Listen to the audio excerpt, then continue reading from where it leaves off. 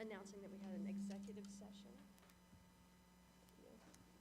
We had an executive session after our last board meeting to discuss personnel. And we're moving on to public comment. Do we have anyone who wishes to offer public comment on agenda items? Anyone in the room? Anyone online? Okay, thank you. Okay, we're moving on to 4.1. Dr. Finnerty?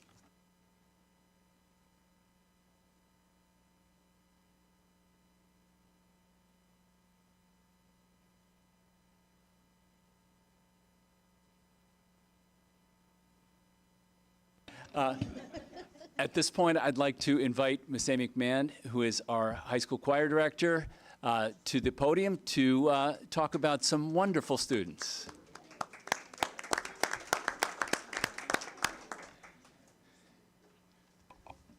Okay, hi. I took notes, hold on. I haven't done this before. All right, so my name's Amy McMahon. This is my first year as the high school choral director here at Pottsgrove.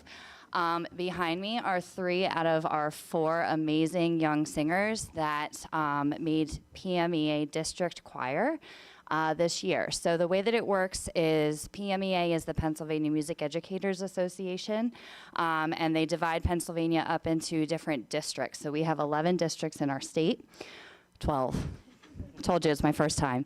All right, so we are District 11, though. Yes. Yeah, okay. So we're District 11, which includes Bucks and Montgomery County. Every year in, November? Yes. Yeah, we audition. There were about 350 kids that come out. They audition to join the choir. And those who make it do a concert in January. They go to a host school, spend the night usually, rehearse for 2 days, and then the concert's on the 2nd or 3rd day. So behind me, I have Rocco Spinozzi D'Andrea. I have Haley Harner with me, and Landon Conrad. We also had Katie Harner Katie Reitmeyer make it, but Katie couldn't come tonight, so yay, Katie.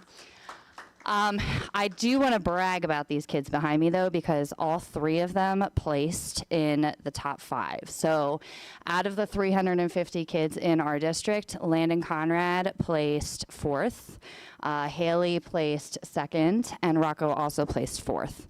So because they were in the top so many, they were actually eligible to go on to region choir. In region choir, that then includes not only Bucks and Montgomery, but also Chester, Philadelphia, and what am I missing? Thank you, Delaware. Rocco just got back, so he's the pro. So unfortunately, it was the same weekend as our musical this past weekend. So Landon and Haley, although they placed in the top 5 of the district, they would have gone on to region, but they chose to play in our musical. You may recognize them as Gomez and Morticia. Rocco did go on to regions, which was at Quakertown. Yes, okay. And he had a blast. So the concerts were great. I'm extremely proud of them. And I think it should mention that he also placed really high out of about 800 kids. So this is a really big deal. So I'm very proud of them. Oh, that's it.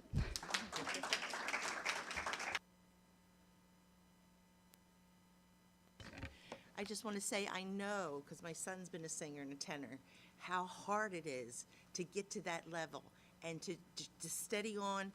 Congratulations, God has given you a gift. Yes.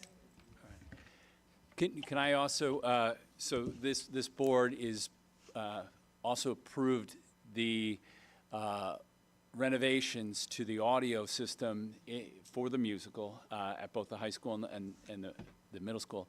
I know on Thursday it sounded pretty good. Do you have any thoughts, like how so at the high school it was a new amplifier, same mics but new amplifier. How did everything work? Sorry. I can't speak to the whole sound system. I know that there were like some specs that we're not sure what's going on. We did mooch off the marching band, and we used some of their speakers to like help amplify our vocals this year, since the speakers in the auditorium again need the renovations. So, but we were able to amplify it. But we didn't have any we didn't have any mic issues this year as far as like connectivity. We had the guys come in and they like put the antennas up on the podium, which really helped.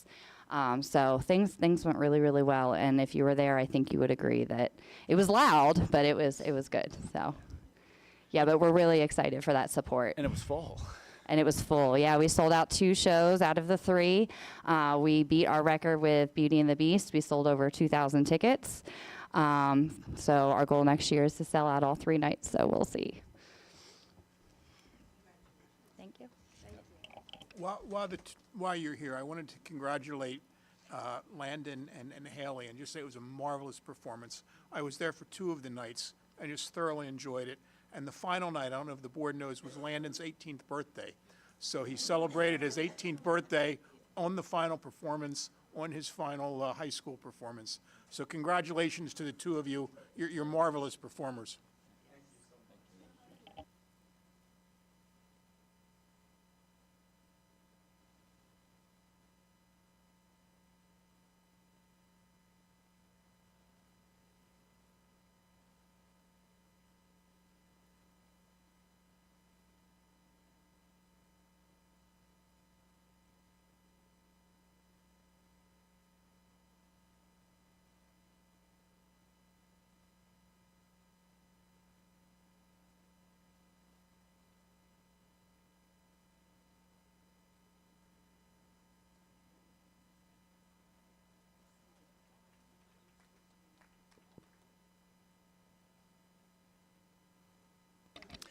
Before we move on to the next agenda item, I don't know what good this is going to do, but I understand I want the board to at least know, I understand we're having some volume issues on the live stream.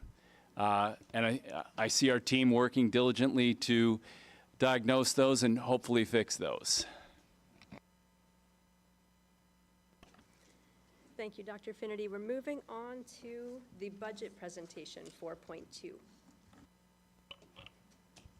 Good evening. It's behind, yeah, I have the budget presentation behind you. So I'm going to get started. You can start with the next page. Chrissy, thank you. You know, I was asked a question a while back from the board about using fund balance to balance the budget. And I just want to go over a few reasons why that's not a good idea to do that. And maybe talk about when is it a good time to use it. So I wanted to put up there our current fund balance as of June 30th, 2023 is the $22.3 million. One of the reasons not to use fund balance is when we got rated by Moody's, one of the reasons why we got rated our AA2 rating was because of our fund balance. They like to see about 25% of our revenues in fund balance.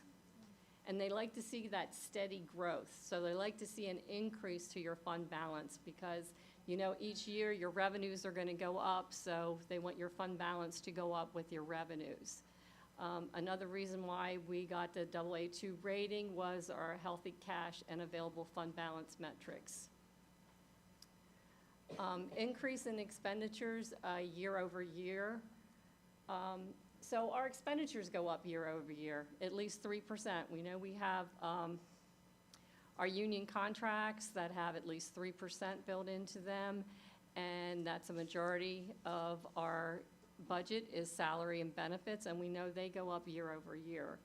So if you are pulling your from fund balance to fund your expenditures in a particular year, then you got to make, there's no way that you can make that up the following year because it's going to increase again the following year. So if you try to balance your budget, let's say you're short like $2 million in balancing your budget, you're going to be short that same $2 million plus the increases to your expenditures the following year. And another reason is when you're budgeting, you really shouldn't count on some of your variable income to balance your budget. And when I refer to variable income, it's those items that, of course, by definition, variable, that they aren't the same every year. And that's why in this current Owen,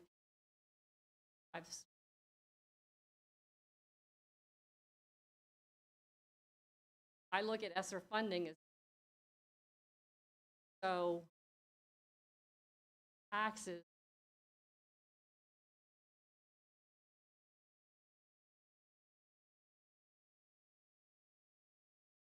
ESSER funding plus the increase to our expenditures. What I do think you can use fund balance for is, and earlier this evening, we were talking about capital projects. And we were talking about our fields, like what, the couple $1 million that we want to renovate some of our fields and the turfs and the tennis fields. Those one-time issues, if you are still staying above that 25%, which we are right now, a little bit above the 25%, it's okay to pull from fund balance for those one-time issues. It's not like you're covering current expenditures that you're going to have the following year. Does anybody have any questions on that, kind of explaining when you should and shouldn't use fund balance?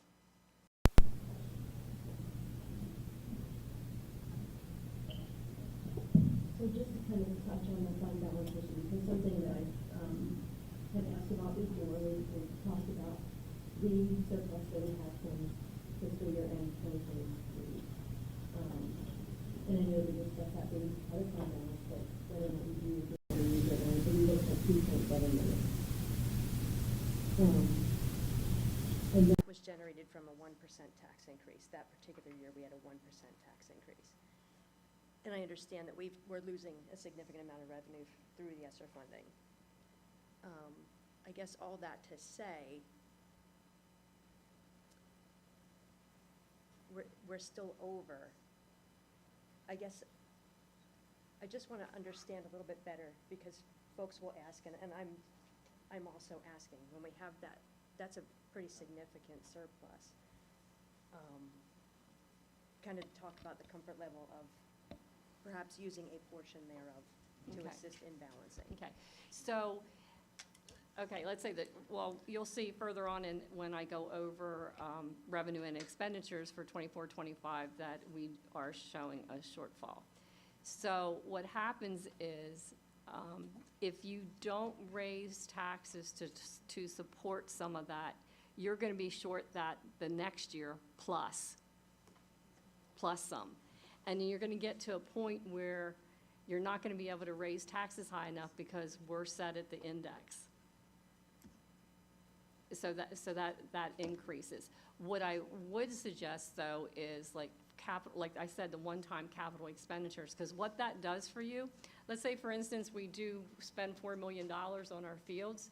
If we pulled that from fund balance, some of that from fund balance, that's a one-time thing, where we're still staying within our 25% of revenues, but then we're not borrowing that money. We're not going out for a bond issue and spending, all the costs to do a bond issue, plus all the interest, and then inflating. And then when you add those payments on, that's also inflating what your expenditures are year over year.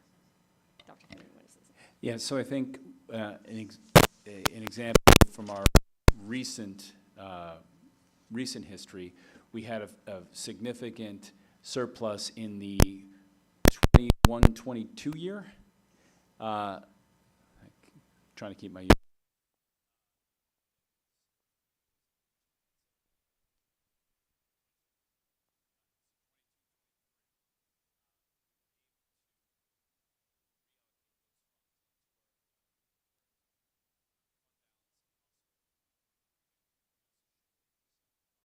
to our capital reserve.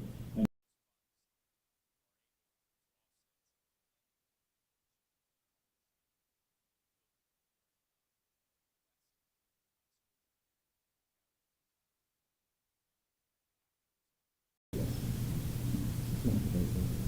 thank you, Dr. Kennedy, and I don't want to miss the I want to acknowledge the fact that the surplus didn't come from the 1% tax increase.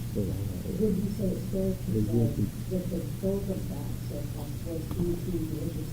Yes, realized, because it is for significant. This is the one. I don't know, in the state that that 1% increase resulted in a very large surplus. It is in fact a condition, the financial condition. Right. Yeah, interest rates went from an all-time low, and when we were preparing the budget, interest rates were very, very low, and interest rates even went up to, we saw as high as 5.5% that we were getting on our investments. And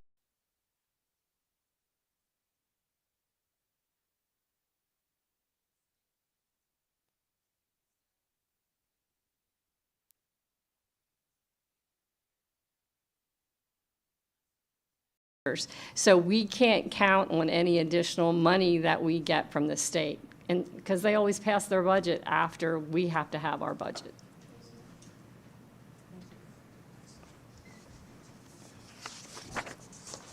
Okay, the next slide just shows a history of what the index was, what the adjusted index is, and what the actual tax increases that the board have passed over the last a little over 10 years there, about 10 years.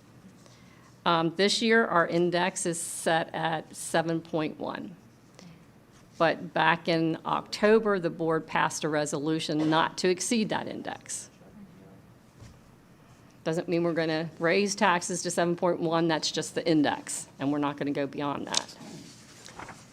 The next slide just shows, based on our current assessed values of our properties, the first column is if we would do no tax increase, that is our tax revenue that we would earn. It would be the 40 million, almost $40.9 million.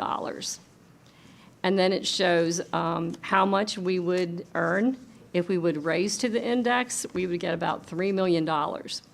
So the last column is at 1%. So for every 1% of a tax increase, the district would earn an additional $427,000.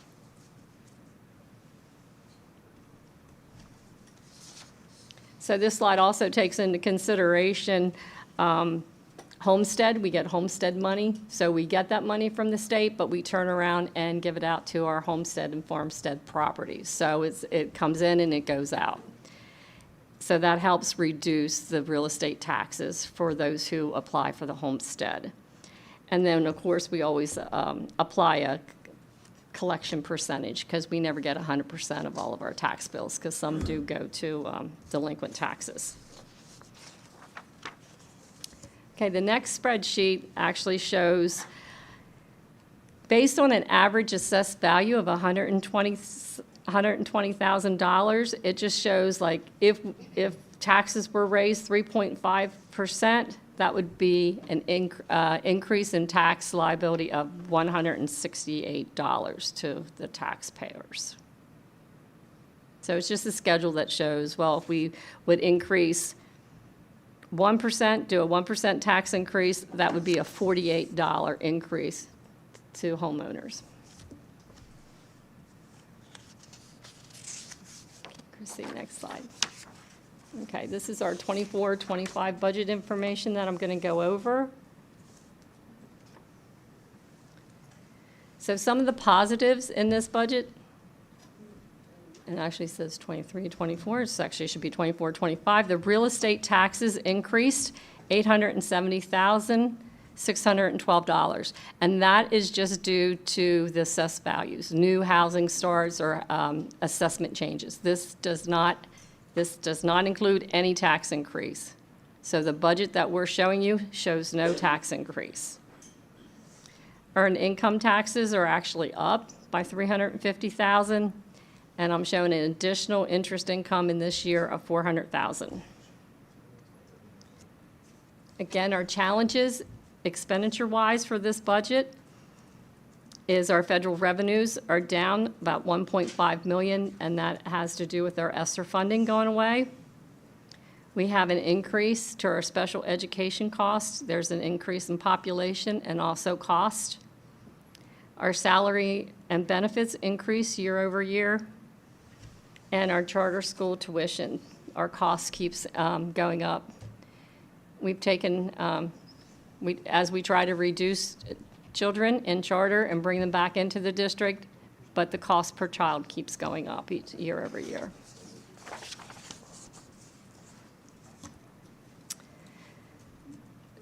The next slide just shows our projected revenues.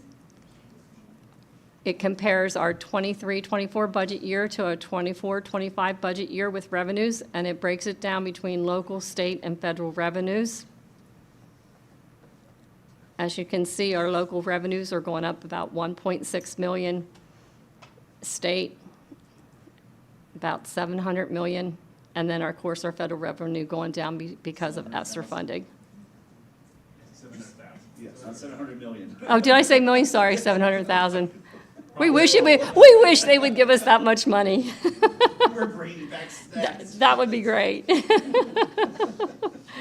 think it would be important to note, because the only number out there on the state funding is the proposed, the governor's proposal for his budget. That, as originally communicated, was 2.2 million in BEF. Right, right. Now, there's a long way between a governor's proposal and actual ratification. So that could be something, if the number is closer to the 2.2, that would be a very significant change in our budget. We will not know that by the time we have to pass this budget. We're held to higher standards than our state. We have to pass our budget but in June. The state, they can take as long as they want to take. Yes. And this year is different than any other year in the fact that the basic education funding is a different formula because of all the state lawsuits. So the formula has changed. Now, DeVasbo, which is our Delaware Valley School Board of Business Administrators, and also PASBO at the conference last week stated that do not put any of that, they would not suggest you put any of that money into your budget. There's a base, and our base did increase, so they did suggest putting that base in because they feel we are going to get that base, but they did not suggest putting any of the additional funding because they are not sure it will pass. At PASBO last week, I went to a session with 2 legislators, and they made the comment that if they can't agree, what they think they're going to do is push it back to the court if they can't agree on a funding formula, and then let the court decide on how to fund that additional money. So do not count on that additional money coming in your budget. And that could delay the budget because once you get the court involved, it's going to take longer time. Well, that's a different issue than them passing the budget. They do feel that they will pass a budget because it's an election year and everybody wants to be out campaigning. So they will probably play nice and pass a budget. That's what they were saying. I had an opportunity to ask them about special education funding, and they made the comment that that is not on their radar, that they have asked the federal government to do something about special education. So I really don't see the state coming out and doing much with special education. They're waiting for the feds to bail us out on that.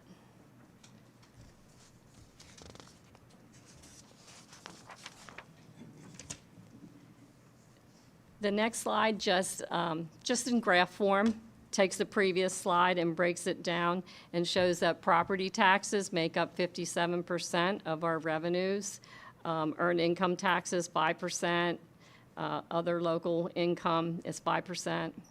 Very little federal money do we get, that's 1%, and our state comes in at 32%.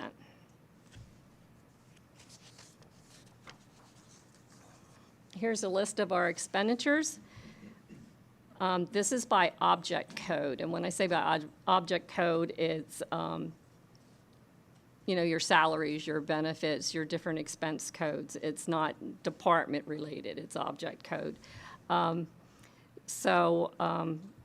24-25 budget is actually, our expenditures are almost 4.3 million higher than our 23-24 budget.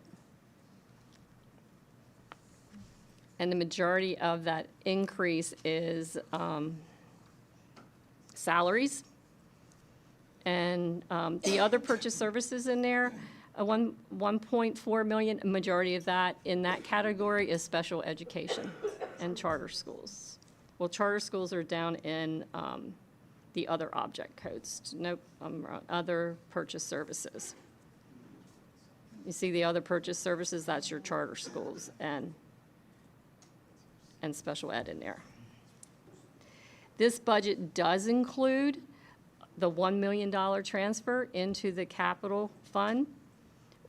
We've been doing that each year. We've been putting, it was about 1.2 million. We're showing about 1 million transfer to a capital fund. We do have a little bit of an increase to debt service. That has to do with the new bond issue that we just did. This budget is preliminary. Just want to remind you, we are constantly tweaking our expenditures or any new information we get to change our revenues. This does not include any potential retirements that we receive, so we may see a reduction in salaries and actually benefits, because PCERS is in the benefits. So we could potentially see some reductions there. The next slide just shows, same thing, expenditures. It just shows percentages of each category. As you can see, salary and benefits make up like 67% of our budget.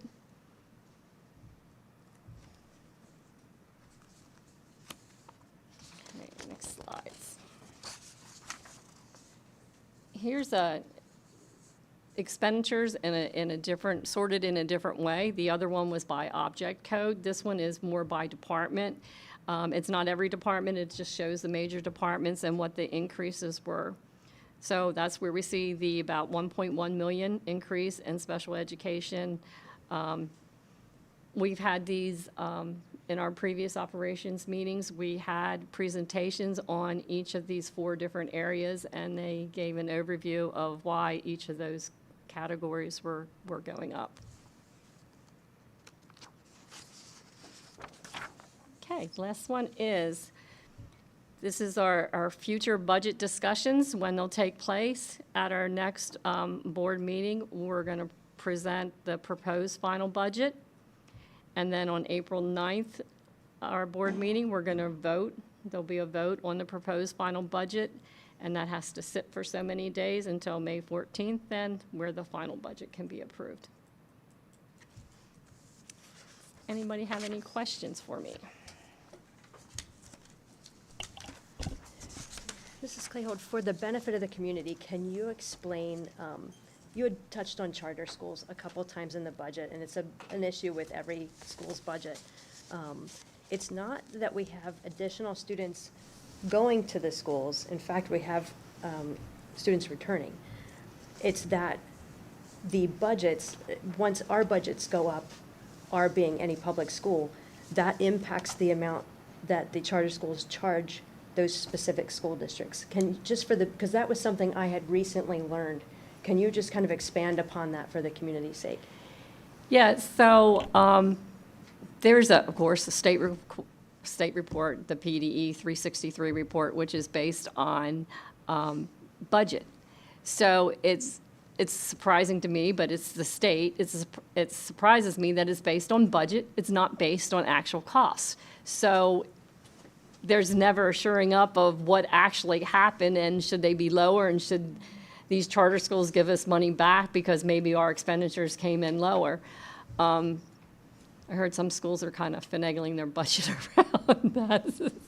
I don't know if I'd suggest doing that, but so yeah, when our expenditures go up, then it's based on that, on our budget, and it's a formula. And right now, regular tuition costs are about 16 million. I think special ed's around 32. 32, I think 30. And I could speak a little to the numbers. I believe that over the last 3 years, we've seen a reduction. We've seen 30 fewer students in our cyber, and that's brick and mortar and cyber charter schools combined. So students have been returning to our district. The individual cost per student for the charter tuition has increased. And I believe the number in this budget is something like $3.9 million in charter schools. There is a very lively discussion that's happening in Harrisburg about how Pennsylvania funds their charter schools, and that would be incredibly beneficial to our district and to districts across Pennsylvania. That was in the governor's budget proposal, and I know our local congressmen support that vigorously, and that would benefit our district very significantly. Again, we are unlikely to see any finality on that, certainly before we have to pass a budget. Yeah, that could be a huge savings to us. Thank you very much for all of your work preparing this budget and for sharing what you learned at the conference. Just cannot thank you enough for all of this, Oh, truly. you're welcome. And thanks for answering all the questions. Oh, Appreciate anytime. that. Does anyone, speaking of questions, does anyone have any questions before we move on to our next agenda item? No, just like to thank them. Mhm. Good job. I'm still confused. Good job. Actually, I know we can't have a majority, but I know Tanya and Unique are going to meet with me individually since they're new members and go over the budget in detail. But if anybody else would like to set up individual meetings with me to discuss more items in detail, I'd be happy to do that. Thank you. Thank you very much. Okay, we'll be moving on to 5.1, the March 2024 Student Report. Hello, everybody. I'm going to try to talk slow today because I have a lot to say and I want to say it. So, okay. So my report's going to be talking about like a lot of the spring sports that are happening right now and a wrap up on the arts that we had. So the high school had a great production of The Addams Family, as you guys heard earlier. And I also thought it was a really great art show. I walked around before the musical, and I thought the art was really great, especially, like, I love looking at the senior boards. I think they're really cool, and, like, just letting them document all their art that they've made throughout their high school career is really cool to see. But it was a great weekend of supporting the arts and all the hard work our students have put into them throughout the school year. Spring sports are starting to pick up as well, with many practices starting and games are looking to start soon as well. Our swim team has 2 state qualifying times in both of their relays and are going up to Bucknell University for states this weekend, so good luck to our swimmers. I want to congratulate our swimmers for their hard work and dedication to Pottsgrove athletics and wish them the best of luck at states. Our Pottsgrove boys tennis team had their first victory today for their opening game against Marvel Newtown. They won by a big margin. I got to see some of it today, and they looked really good. The unified track team had their first practice today, and baseball and softball had scrimmages against Collegium Charter School, as well as the lacrosse teams having scrimmage Collegium Charter and the Westchester East. Last week was Read Across America Week for the elementary schools, and they participated in style with many spirit days. They also got visits from the high school student athletes who read to them on, I think, Tuesday. On Thursday, Lower Pottsgrove had their career day and were visited by high school seniors to talk about their future plans, answer questions about middle school and high school, and explain to the students what steps they took to learn what career path they wanted to take. I want to say a huge thank you to Mrs. Flanagan at Lower for organizing the event. It was a huge success. It was definitely enjoyed by the students as well as us. I got to go to it, and it was really cool to talk to the kids. Like, they're just very interested in, like, the future and, like, what jobs they can have, and it's just really cool to, like, inspire the younger generation. On another exciting note, the senior class leaves for their class trip tomorrow, and we are going to go to New York City for the day. There's going to be a variety of activities for us to pick from while we're there, including sites, Broadway shows, free time, and more. The trip is going to be a great celebration for the seniors and their hard work during their time at Pottsgrove. That's all for me. Go ahead, Cecilia. Your turn. I have like any information left to give after that. I really like how we did the art show and the musical in the same night. I feel like it allows like a lot of kids who are artists are in the musical, so it allows people to see both at the same time. A lot of parents helped this week with the musical. I know a lot were helping with the concession stand and selling tickets. Right Across America, the cheerleaders had to go a separate day because West had, I think, they came here for their preview. They're like, I feel like we should do more stuff like that throughout the year, not just for Right Across America, because they really do like enjoy it. Like all the teachers were like, oh, they love when you guys come here, and like they're so excited to grow up, and I'm like, okay. James and the Giant Peach, it opens on March 21st. That's our cheer banquet, which we got to go for free this year because we raised enough money on our SNAP raise.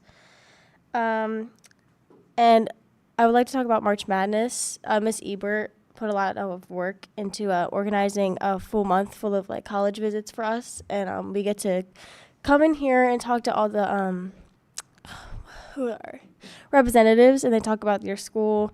And there's like a couple colleges I've talked to I've never like thought about going to. They talk to you about scholarships, and like you can like go into detail about what you want to do and why you want to go there. And yeah, and she's like been like rewarding kids who go. Like I think it's like a raffle or something. Yeah, so like if you go, like you get your name in a raffle. So it's like she's motivating you to like go visit stuff, and you can win money. So that's cool.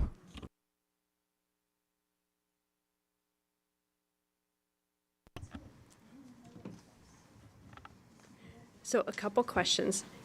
Emily, you mentioned about the event at Lower. Oh, yeah. So can you give us like some of your highlights from there? Okay, so one of the things was, it was like a very select group of kids, which I think was really good because the group that Miss Flanagan picked and Miss Ebert picked together was like very diverse groups. Like some of us were going to like pre-med, some were like going to the Western Center. So like it was a very diverse group of people with different, careers fields. And we had a few juniors in there too as well that like knew what they wanted to do in the future.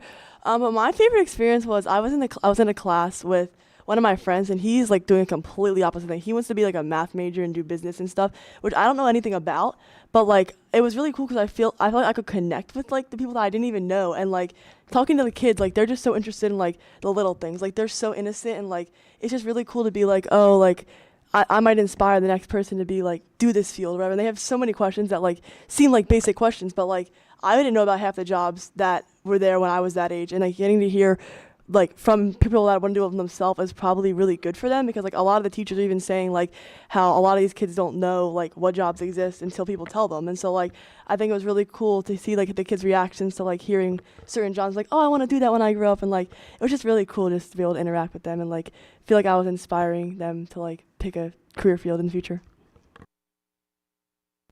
That is awesome. And Cecilia, you were talking about March Madness. So you've attended some of the events, and what did you think? What did you think about? Did you talk to some of the businesses? Did you gear more toward the colleges? What's your take? I want to go into nursing, so I was looking more at four-year schools. I think my favorite I talked to so far was LaSalle's. She like really went into detail with me about what scholarships I can get with my GPA, and she like sat down with me and like went through it specifically. So it was more like geared to each student, which I like that, because like I've gotten general overviews of colleges, like our campus is really nice, it's private. I'm like, okay, like that's nice. Like I just wanted to know more about it, and there's stuff I didn't know, like you can work hands-on in hospitals, and like I thought that was cool because like, you do basic research. It just tells you like how much it is to go a year and like what majors they have, and I thought it was really cool to be able to like go in detail with that stuff. And they were really nice, and there's a lot of diverse stuff. Like if you don't want to go to college, they had like what they have UPS there, so it's like there's like jobs that you can go with no debt, and then there's a bunch of private schools. Yeah, so I thought it was cool. Yeah. So I thought it was cool how like, because you didn't want to go to college, so I had the opportunity to talk to people, and like it just showed that you don't have to go to college to like have a good job. So there's a lot of things that like was cool about it. Yeah, I wish I had it when I was a junior last year, because I like had to go find college fairs myself, which, believe it or not, are hard to find. They don't really exist. I had to go to Philly to find one, and like even that was very general. Like it was more just like, okay, here's my campus, like come here. But like I wish that I had like this when I was a junior, because I actually stopped by just to see like what it was about. And I thought it was really cool. Like I wasn't really particularly interested in any of the schools that were here, but just getting to hear like how hands-on and like one-on-one they made it was like I would have loved that when I was an underclassman. And I feel like it's a really good thing that like we're doing, and I think we should keep doing it. So I agree. Ms. Ebert's doing a really good job with it. So hats off to Ms. Ebert. They also had these little, like, they had pamphlets to hand out if you're interested, and they gave you, like, little cards to write down your information if you wanted to receive emails about more, like, stuff like that, or, like, scholarships they give out. So I thought that was cool, because it's also hard to find scholarships that are more geared towards you and, like, where, like, specifically you want to go. Like, you can get journal scholarships, like, if you want to go somewhere specifically. She's like, oh, like, we have this scholarship and this scholarship, like, I can email. Like, she was, like, very open to like putting in the work to get people to come and like make them aware about it. I thought that was nice too. Isn't it different, there are different colleges or businesses every day? Yeah.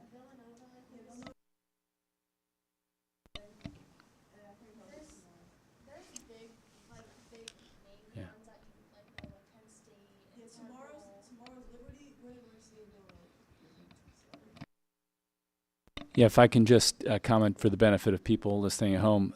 In the first week, we had more than 300 appointments. So that's 300 students meeting with the 17 organizations that were on campus that week.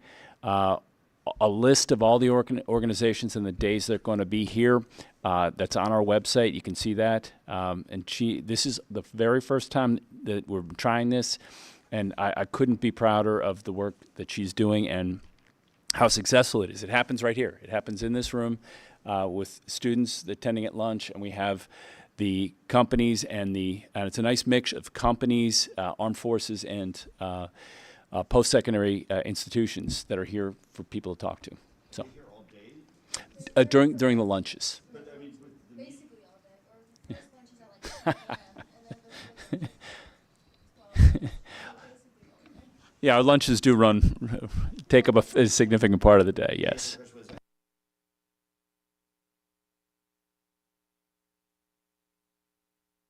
How it kind of worked was like, well, the first time I went, there was like 4 kids standing around, and like some would ask her questions, or like some would just listen, and then it's like there's more like guiding people in the group, and then there's some that just kind of stood there, and then that was nice. And then like some that just kind of looked and then walked away and then went to somewhere else, and then like, but if you stayed and like during your lunch, like we have like a half an hour, I think, so that's like a lot of time for each person. And Miss Ebert, she makes sure to go into every lunch and say, guys, like we have all of this, like you have to come, and the kids do come, so it does work. I was just really happy she did it, and it's not only open to juniors, like freshmen and sophomores can come too, which I think is good, because it's good to start early rather than late, because I feel like once you start thinking about it, it's easier when it comes. And I'm just happy that, because I was like I don't want to like look it up myself, because like I don't know, it just like is scary. And I feel like you look up colleges you've heard the name of, like I looked up like Penn State, which everyone here's a Penn State if you live in Pennsylvania, and I was just like I would have never looked up like the smaller stuff, so I was really appreciative of that.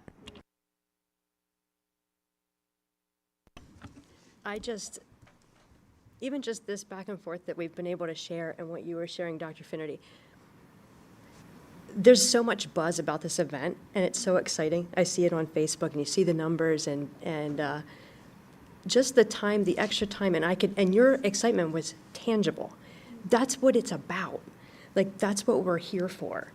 And I love that. I appreciate you sharing. I absolutely appreciate the work of the guidance department to come together with these incredible opportunities, just to be able to have a room full of colleges and, different post-secondary looks for people, the diversity in that, something for everyone is amazing. And again, just a small case study, if you will, of 2 students sharing with such joy, and that's what it's about. That is what it's about.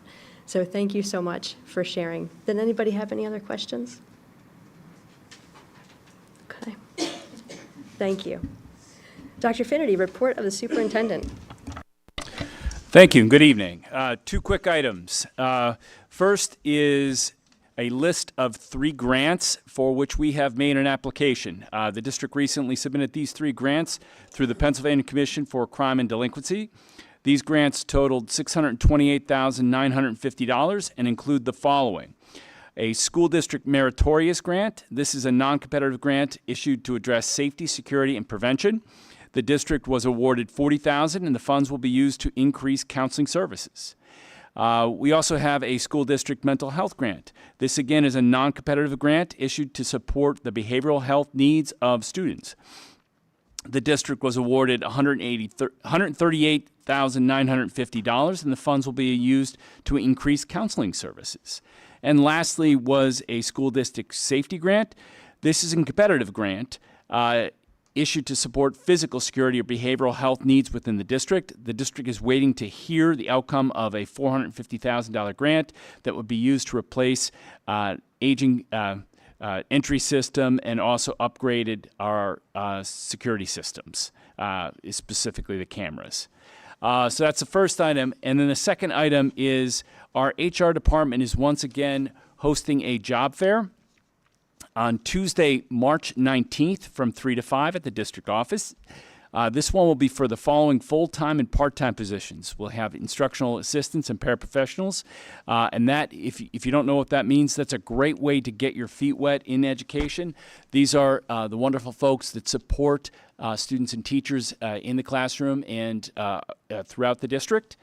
We also have part-time duty aides, custodians, bus drivers, and food service positions.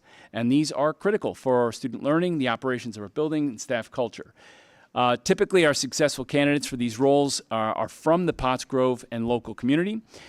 Please consider working for Pottsgrove and share these opportunities with your neighbors and friends. Again, it's Tuesday, the 19th, 3 to 5 at the district office. There is a sign-up on our website and our district social media. So thank you. Thank you for sharing, and thank you to the folks who are writing and applying for these grants. That is certainly no small task, and we can see the fruits of that labor, so thank you to them. Okay, we're moving on to action item 7, approval of the minutes. I'd like to make a motion, we combine 7.1 and 7.2. Thanks. We have a motion and a second to combine 7.1 and 7.2. Are there any questions? Hearing none, all in favor? Aye. Any opposed? Motion carries. Moving on to 8.1, receiving of the accounts.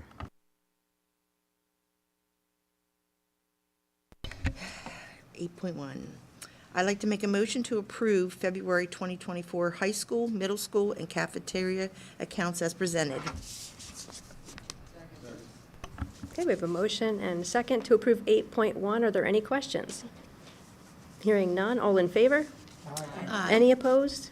Motion passes. Moving on to 9.1, granting of orders. I'd like to make a motion that we approve the payment of invoices from February 14th, 2024 through March 2024 in the amount of $1,774,280.43 as presented. Okay, we have a motion and a second to pay the bills. Are there any questions? Hearing none, all in favor? Aye. Any opposed? Motion passes. Moving on to 10.1. I'd like to make a motion to approve the treasurer's report for February 2024 and file it for audit. Second. Thank you. We have a motion and a second to approve 10.1. Any questions? Hearing none, all in favor? Aye. Any opposed? Motion passes. Number 11, action items personnel. I'd like to make a motion to combine personnel 11.1 through 11.8. Okay, we have a motion and a second to approve 11.1 through 11.8. Any questions on the motion? Okay, hearing none. If we can just recognize we do have 3 professional staff retirements. Yeah, I was going to, under comment. So, Sure. you know, just maybe pull that one out, 11.1, and make comments on it, and then maybe go back and do 11.2 through 11.8. Just my suggestion. Sure. Do we want to revise the motion? I'm fine with it. I just have a comment. Sure. I know at the end of every year, we bring them all in here and we, acknowledge them and everything. But I do wish them all the best. So I can't wait to see them when they all come here and get their congratulations from all of us as a whole. Okay, at this moment, I believe we have a motion and a second to, That's for 11.1 through 11.8. Are we, and we have a second? Tanya? Okay. Do we want to keep that motion in place, or do we want to separate them? He can still just You can still discuss 11-1 even though it's. Yeah, I was going to take comments after. Okay, so at this point, any comments with regard to 11.1 through 11.8? Yeah, I would just like to, two of the names are definitely familiar to me. I know that Della Caldwell ran what was the magazine? The Maxime, and she always did an excellent job. And it was, I just loved getting that every year. What an accomplishment with all the kids, and just knowing that she helped them put it together and taught them how to do, publishing and editing and stuff like that. So I wish her the best. And I do remember the name Glenn Adams, but I can't say that any of my kids ever had him. I'm not sure. Yeah, I know he was science, but I wish all three the best.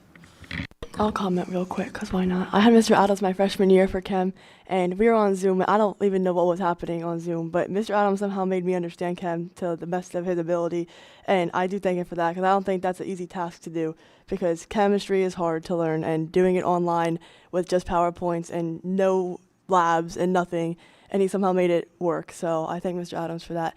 And Miss Caldwell, I have Miss Caldwell this year, and I'm not going to lie. Last year, Miss Sheila retired. I was going to stop taking Spanish because I don't like new things. Like, I'm kind of scared of the unknown sometimes. And I was like, I don't really need to take Spanish anymore, right? And Miss Sheila was like, no, like, you'll like Mrs. Caldwell. Like, you really will.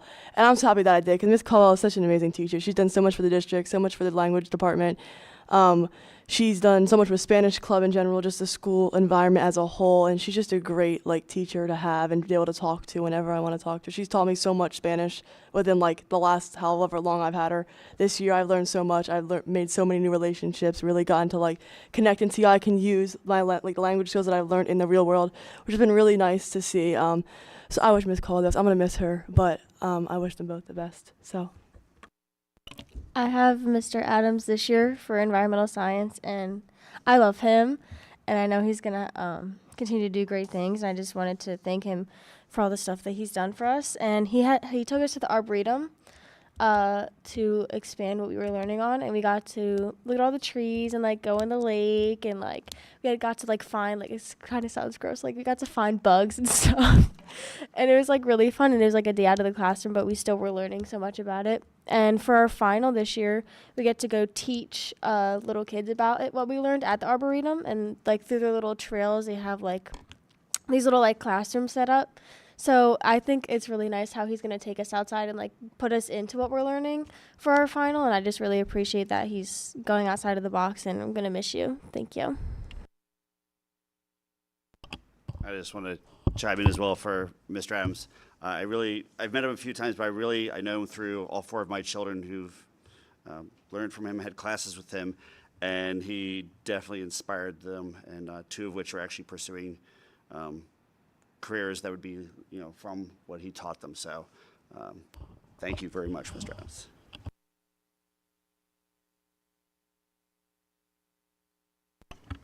Are there any others? Okay, I always feel like I want to say with a heavy heart, do we approve these retirements? But it's obviously through full gratitude too for the, just the hard work and the serving and teaching the kids. It's just beautiful. So again, thank you, and wishing everyone well. That said, we're voting on 11.1 through 11.8. All in favor? Aye. Any opposed? Motion passes. Moving to 11.9. I'd like to make a motion that we approve 11.9 with an explanation for the community. Is there a second?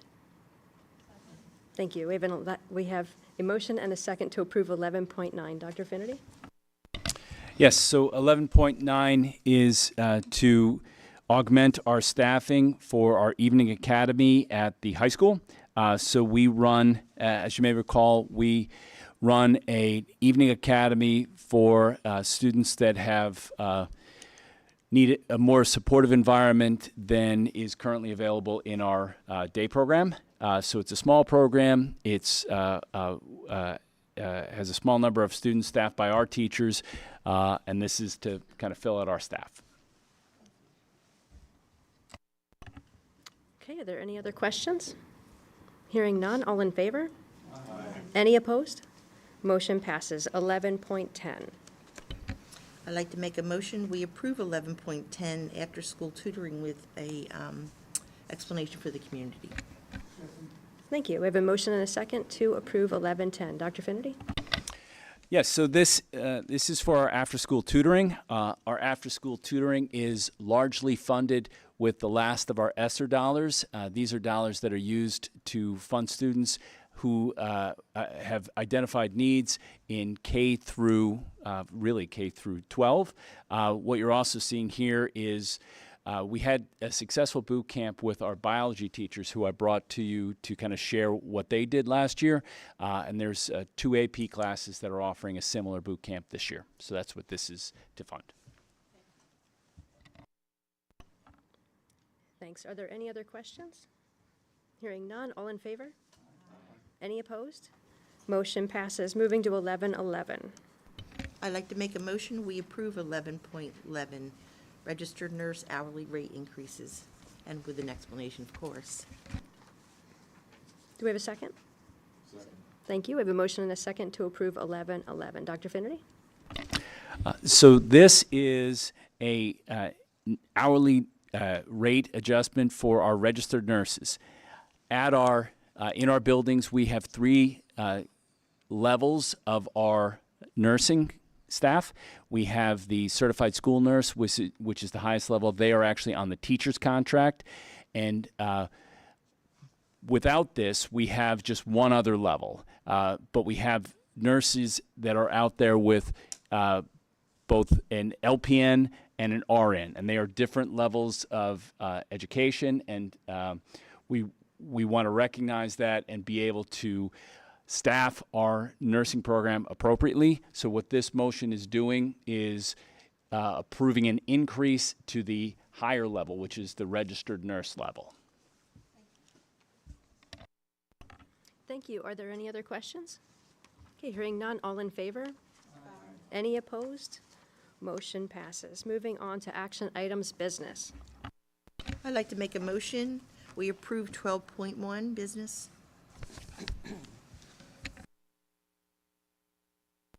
Okay, we have a motion and a second to approve 12.1 budget transfers. Are there any questions? Hearing none, all in favor? Any opposed? Motion passes. Moving to 12.2 transportation contract. I'd like to make a motion, we approve 12.2, the transportation contract, with an explanation for the community, please. Second. We have a motion and a second to approve 12.2. Again, Dr. Finnerty. Yeah. I think this is a really good contract. It only increased 3% when we see a lot of cost increasing even higher, especially with the bus driver shortages and with the hourly rates only being at 3.3 for the driver rates. And they have not increased for numerous years our storage fee for our buses and our vans.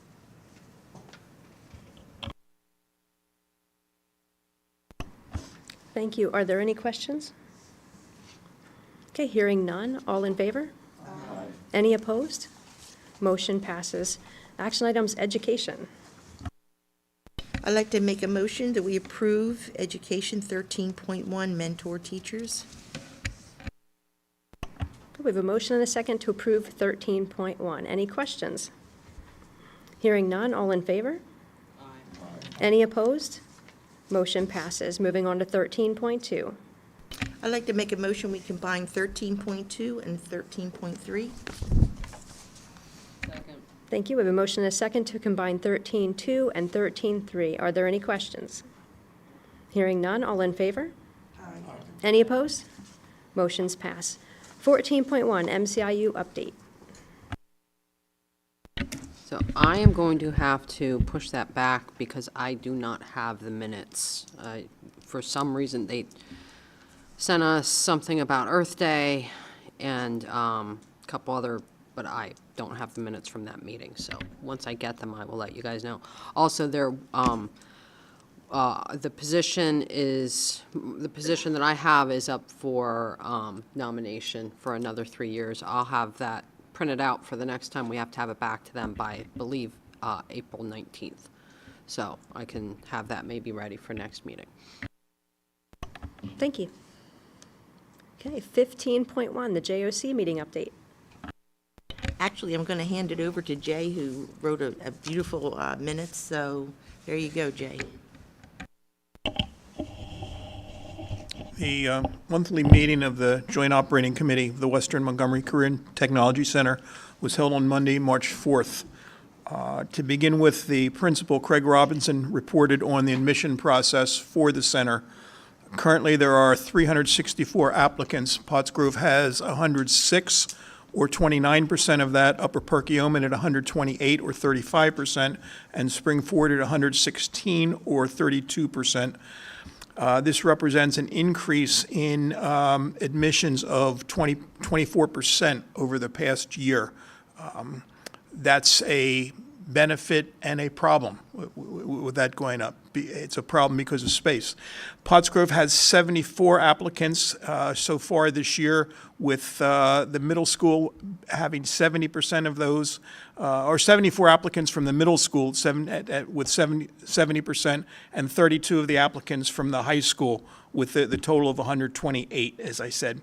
Cosmetology is the program with the highest number of applicants at 67, or 18%. This is followed by Intro to Medical Careers with 44 applicants, or 12%, and Culinary Arts with 36, or 10%. So those three programs make up 40% of all of the applicants to the school, the top three programs. It was explained to us that applicants are accepted based on criteria of attendance, grades, discipline, interest, and extra points for a recommendation, plus a seat has to be available. And any student applying can apply to 2 programs. The center expects to have about 233 seats available for 24-25. That's 233 seats with 364 applicants. That's an acceptance rate of about 64% of the current applicants, or a turn-down rate of 36%. Now, that number is also program-driven. So you can't say that's the number, but it's based on the number of seats available for each of the programs. For example, in cosmetology, which I said is the program that the highest applied for program, there are currently 67 applicants, and yet there are 20 seats available for next year, which means there's going to be an acceptance rate of about 30%, or a turn-down rate of about 70%. So there's an issue there that you heard earlier tonight in our committee meeting, that the administrative director and his staff are looking to find out how we can get greater acceptance going on there. Second, a company by the name of Hunter Engineering has an agreement with the center, and they're using the Western Center to hold training classes for people working in that business in the community, and they recently just had their first program. It benefits the center because we've been able to get all of new equipment from Hunter to use, and they're now offering to make the Western Center an ADAS training center, which stands for Advanced Driver Assistance System.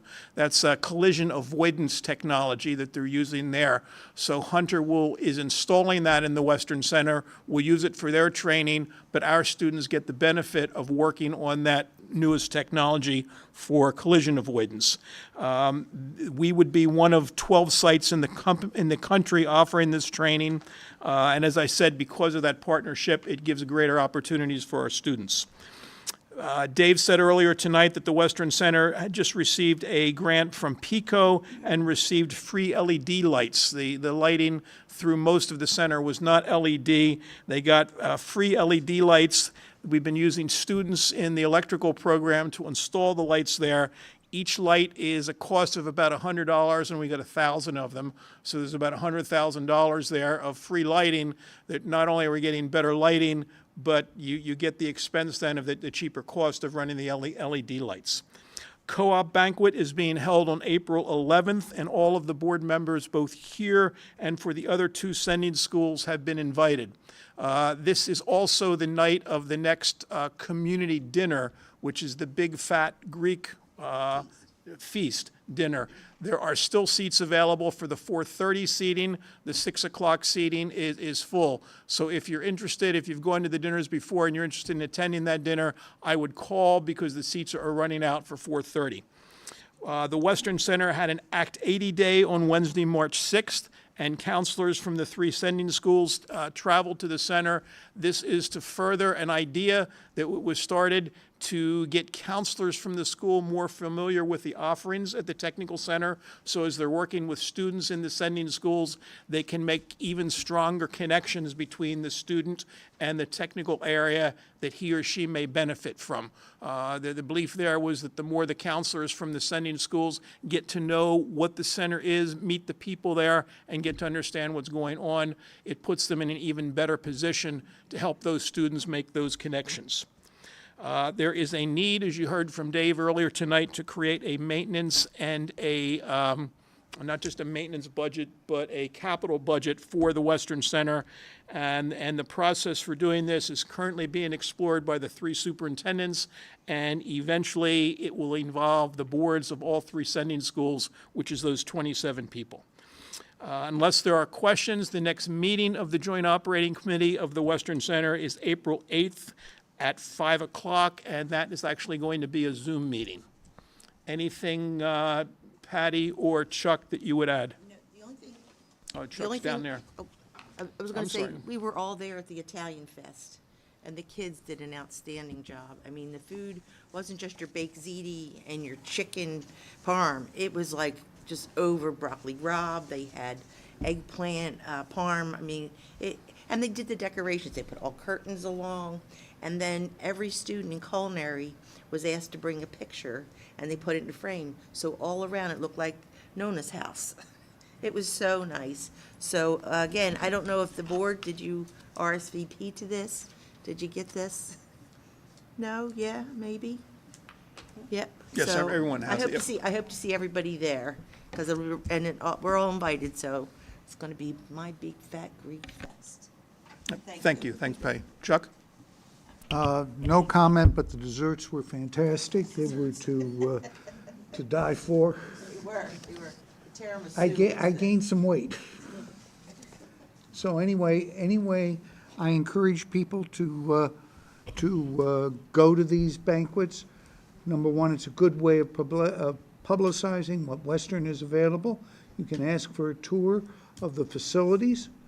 They are vastly superior to anything I've seen, including material at some colleges.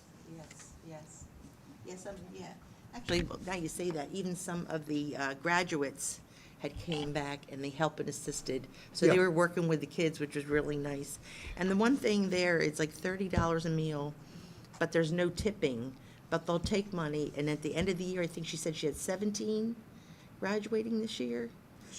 17 graduating, and she buys them all their first knife set.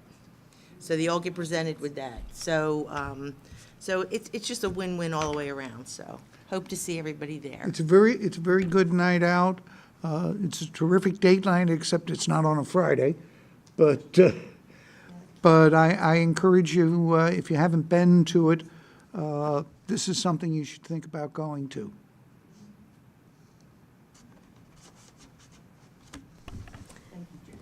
Thank you. Any questions with regard to the report? Okay, we're moving on to committee items, 16.1. I'd like to make a motion, we combine committee items 16.1 along with 16.2. Second, Okay, we have a motion and second to combine 16.1 and 16.2. Any questions? Okay, hearing none. All in favor? I Any opposed? Motion passes. 16.3. Okay, so, it was actually a pretty quick meeting. We went over the policies that have already been out for 30-day review. They included the education of military children, the Government Accounting Standards Board, which it turns out is not optional, and attendance. And then we jumped into new topics. And two of them are related, civility and bullying and cyberbullying. There was some lively conversation around both of those. And then the last one was the acceptable use of computers, network, internet, electronic communications information policy. And that was pretty straightforward. We're taking guidance from PSBA, but it all looks like what you would find in any, job.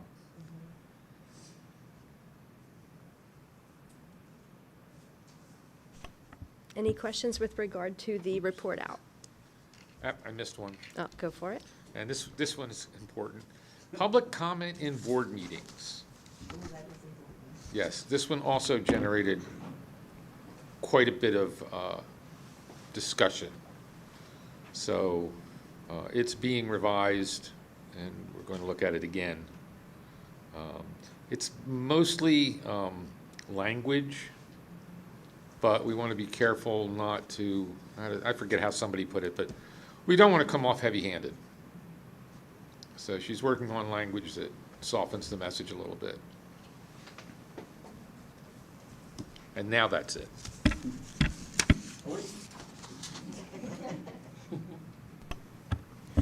Thank you for that, and thank you, Dr. Lucas, for your hard work with regard to the policies. And with regard to public comment, we have the 2 minutes at the beginning of the meeting. The focus is on agenda items. We have the 2 minutes at the end of the meeting that's with regard to anything. It was stated prior, Mr. Davis had mentioned public comment. Think of it as public testimony. It's not a conversational piece. It's basically just, making that testimony, that statement. If there are questions tied up in it, administrators will answer those questions. So it's basically like we are here for all of that, but we also want to be able to hold the integrity of the meeting and accomplish our work throughout the meeting. But no question goes unanswered. And many times, Dr. Finnerty stays all hours to speak with community members who come, parents, students, whoever, and closes up the place, so to speak. So again, just to kind of address that fully, like we're here to answer all the questions, we're here to serve. Thank you for the report out, and thanks again, Dr. Lucas. So with that, we are at new business already. Dr. Finnerty? I shared this last time, but I want to share it again. 10th graders, we are recruiting a new student school board rep. So there will be information put on Schoology, on the PGHS Schoology account, our social media account. If you are interested in serving your community and being a positive force in the district for the next 2 years, we want to talk to you. So please look for that application, fill it out, and we'll be looking to start interviews in the early spring. So thank you. I have a comment. If you have any questions about it, you can either come to me or Emily. We'll be happy to answer any questions that you may have. And yeah, don't be afraid. It's fun. It's easy. I second what Cecilia said. I was about to say it, but she beat me to it. So yeah, come if you have any questions. Literally, I'm here all day. Believe it or not, I'm here all day. So I'm here every single period. Somehow I'm here. So if you have any questions, literally, email me, text me, whatever you want. I will come to your class if I have to. Let me reach out, and I will give you all the information. Thank you. Jay? Word of recognition to the folks who worked on the sound system at the recent stage production of The Addams Family. It was a project we took on. I think, Jeff, you had something to do with this or helping get this organized. But to you and to all of the people who worked behind the scenes, it was good. The sound was very, very good. My understanding is that all of our mics are not in, but we were working with a new amplifier and just a new setup of the equipment. It made a huge difference. And to me, it made our students who are great look even greater because you could hear what they were doing. So it was just marvelous.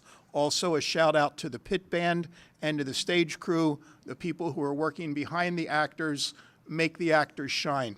Especially being a drummer myself, a shout out to the percussion section in the pit band. The set drummer, I think, does a marvelous job in playing drums, and the female senior who was playing percussion, I just thought was excellent with all of the pieces that she had. So to all working behind the scenes, but especially the people who worked to help that sound system make a difference, they succeeded. And thank you.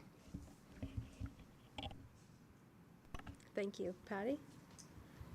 Yeah, I have a couple things. I just, personally, I'm looking forward to the Harlem Wizards. That's next Wednesday, right? 20th at 7 p.m. And that's going to be a benefit for the Education Foundation. So I'm pretty excited for that. Again, wishing good luck my granddaughters in James and the Giant Peach this year. Last year she did stage crew. She liked it so much, so now she's got a part. So I'm looking forward to that, and I wish her the best. Last meeting we had, I put a reaching out to the community for the Pottsgrove rec. I found one that called, and he's known to the whole community, Martin Schreiber. Yeah, he's perfect for it. So we're going to work out like the terms, and I'm not sure if we have to put him on the agenda. I'm not sure how that all works, but thank you, Martin. Look forward to you coming to the Parks and Rec, but he is phenomenal, and we're going to have a good time. So that's it for me. Anik?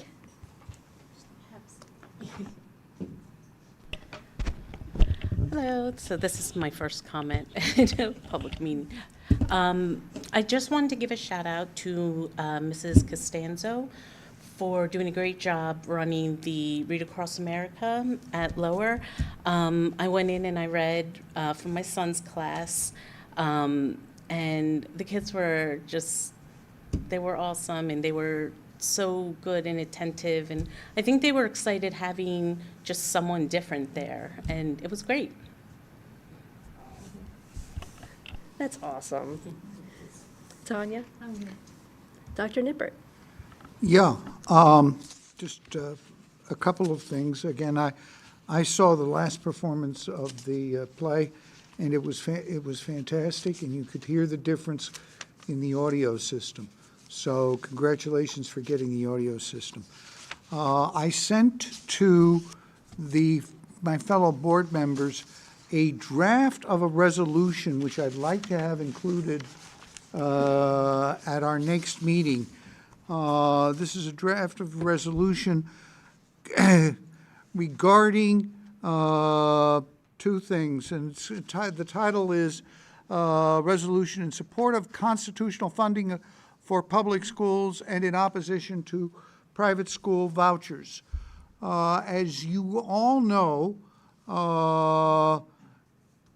the public school funding formula was held unconstitutional by the state Supreme Court, unconstitutional with regard to the state constitution.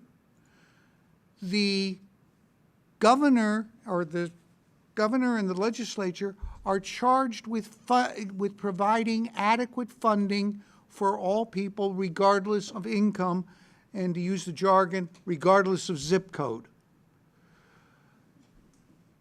But that has not happened in the state of Pennsylvania. The state of Pennsylvania is, this draft describes, basically dragging its feet on adjusting the funding through something called the fair funding formula, which, will take forever. The sun will go nova before we get to the fair funding formula. But in addition, there is a voucher program which has been proposed, and these two programs are diverging. We heard from earlier tonight that we have to turn in our budget before the state tells us how much aid we're getting. This is kind of like somebody saying, well, you do work for me and I'll pay you after it's done. Not fair. So anyhow, the resolution was passed unanimously in Norristown a few weeks ago. It's probably been passed in Pottstown. I haven't had time to check, but it's also working its way through several Montgomery County school districts. So I encourage my fellow school directors. I'm not going to read it because it's got too many whereases and it's getting close to my bedtime. So I'm not going to read it. but basically the draft was sent around as a format. If you send it around, if you look at it, you'll see blank lines, insert Pottsgrove School District here, and that's what I'm proposing, and hopefully we can vote on at our next meeting. So thank you for your time, and I encourage you all to support this motion, which is going through in other districts. Thank you. Thank you, Dr. Nippert. Jim? Bill? Ashley? Nope, good. I always feel bad to skip Mr. Subers. It's okay. I don't mind, I'm not, no Do you have report. anything? I have No. no report. I do. So for me, I'm going to go right to the students, but I just thank you for being here with us so that we can hold our meetings, and I appreciate that. Okay, it's time. Tell us about school. I'll go first. School, it's happening. I don't know. I'm going on a senior class trip tomorrow, which is kind of like crazy to think about. And I just planned my senior week, so that's also kind of crazy to think about. I'm going to Florida for senior week and not the beach because, Florida's better. But yeah, so that's kind of crazy. And I'm also planning my graduation party and like all this other stuff. But it's like kind of crazy that it's like happening soon. Few months. I don't know when it turned to be March, but now it's March, and in about 2.5 months, I'm going to be walking across the stage, getting a diploma, and going to college, which is kind of crazy. So I'm just trying to savor every moment that I have and, like, enjoy the time with my friends that I have now and, the freedoms of high school, I guess. I don't know if you want to call it that. But just savoring the time that I have and really reflecting on, like, the memories I've made with them and just having a good last 2.5 months of high school. Yeah, that's pretty much it. As a junior, it's kind of weird. I'm going through the same thing. I've loved being at Pottsgrove. I've been here since kindergarten. So I have one more year to love it, and then I have to, move on. But school's really good right now. I feel like in the summer or in the spring, I always feel like I do better because I feel like summer's coming and I have stuff to, like, work for. I do have a comment, though. Cheer tryouts are May 21st through 23rd from 6 to 8. We need new cheerleaders. Don't be scared. It's really fun. If you have any questions, you can ask me. And yes, we need new members, so join cheer. And sort of in the same vein, obviously, we're accepting applications for new student board rep, and the scariest part of that is that they're going to be asked how school was. So, it just, yeah, please do. Yeah, because we care about how school's gone. So, and again, I just appreciate you always sharing. So, thank you. We are at our second public comment. Do we have anyone in the room who wishes to make a public comment? How about anyone online? Thank you. Okay, we're at the motion to adjourn. Thank you. All in favor? Okay. Thank you, everyone. Good night.